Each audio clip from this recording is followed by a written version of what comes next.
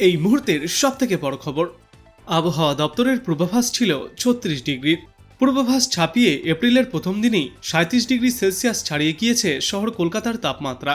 পশ্চিমের জেলায় এই তাপমাত্রা ৪০ ডিগ্রি সেলসিয়াসের আশেপাশে রয়েছে। তবে আগামী কয়েকদিনে এই তাপমাত্রা আরও বৃদ্ধির পূর্বাভাস রয়েছে। গত শনিবার থেকেই গনগন করে দক্ষিণবঙ্গে গরম বাড়ছে। জলীয় বাষ্পপূর্ণ ঘামাক্তক গরমের বদলে মাসের প্রথম দিনই লুয়ের সাক্ষী ছিল কলকাতা সহ গোটা দক্ষিণবঙ্গ। অন্যদিকে আগামীকাল থেকেই তাপপ্রবাহের সতর্কবার্তা জারি রয়েছে পশ্চিমের ৫ জেলায়।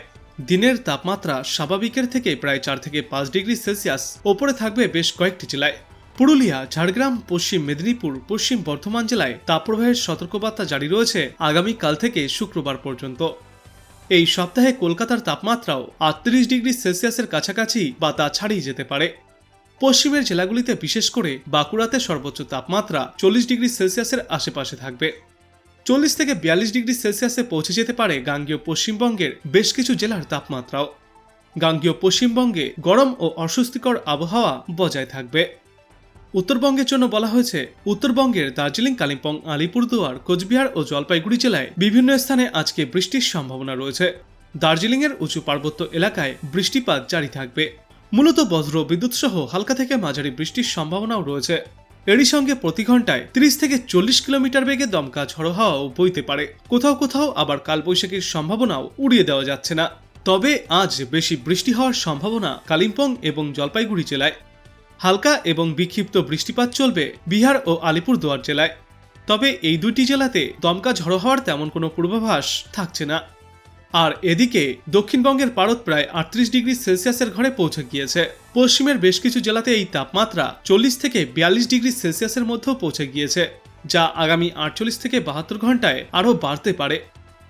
শহর কলকাতায় চলতি সপ্তাহেই ৩৮ থেকে ৩৯ ডিগ্রি সেলসিয়াসে পৌঁছাতে পারে সর্বোচ্চ তাপমাত্রা। বেলা ১২টা থেকে বিকাল ৪টে পর্যন্ত লুয়ের মতো গরম হাওয়া বইতে পারে শহরে। ভোরে বা বিকালের পর জলীয় বাষ্প বা আপেক্ষিক আর্দ্রতা অস্বস্তিকর পরিস্থিতি তৈরি করবে। আরও বাড়বে দিন ও রাতের তাপমাত্রা। এই দুইটি তাপমাত্রাই এই সময়ে স্বাভাবিকের থেকে প্রায় ৩ থেকে ৫ ডিগ্রি সেলসিয়াস ঊর্ধ্বমুখী থাকছে। সকালে সর্বনিম্ন তাপমাত্রা ছিল আজ ২৮.১ ডিগ্রি সেলসিয়াসে। গতকাল সর্বোচ্চ তাপমাত্রা ছিল ৩৭.১ ডিগ্রি সেলসিয়াসে। আর আজ সর্বোচ্চ তাপমাত্রা ৩৮ ডিগ্রি সেলসিয়াস ছাড়িয়ে যাবে। বাতাসে আপেক্ষিক আর্দ্রতার পরিমাণ থাকবে ৩৪ থেকে ৯২%।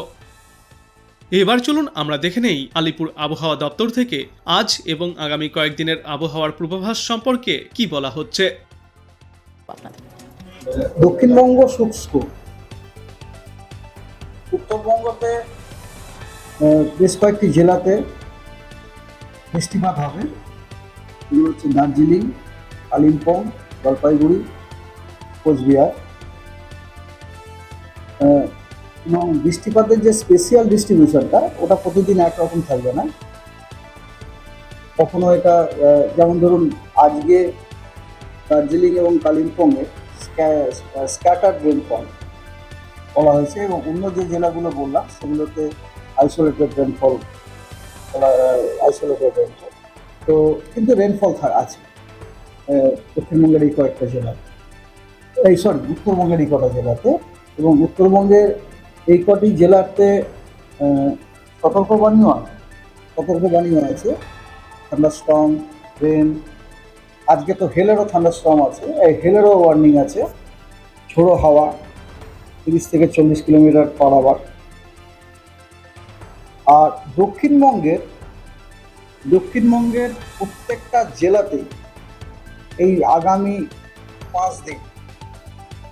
৫ দিন আপনার অস্বস্তিকর দিন এবং উষ্ণ দিন, hot days and discomfort days থাকবে।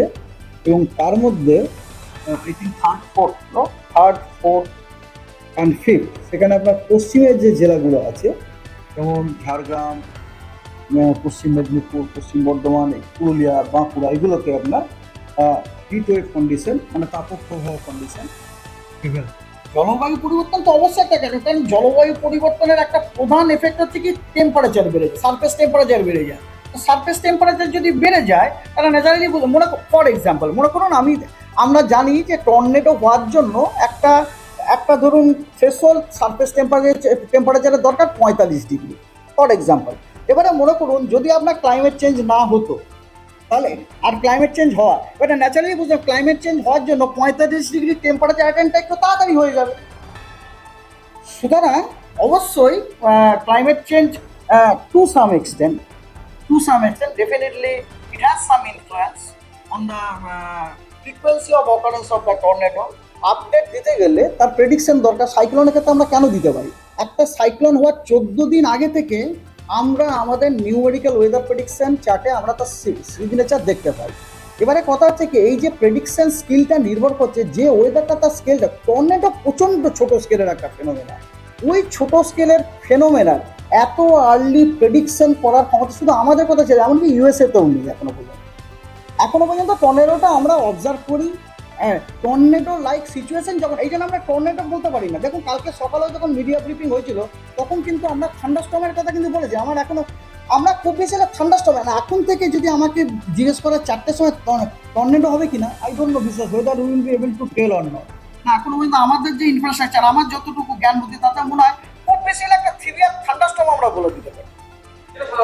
হ্যাঁ, tornado prediction is very very difficult. তো আপনি কোথা থেকে দেখছেন এই আবহাওয়ার পূর্বাভাস এবং সেখানে কেমন রয়েছে আবহাওয়া অবশ্যই কমেন্ট করে জানাবেন। ভিডিওটা একটি লাইক করবেন আর পরবর্তীতে এমনই গুরুত্বপূর্ণ খবরগুলিকে সবার আগে দেখতে চ্যানেলটাকে সাবস্ক্রাইব করবেন। ধন্যবাদ।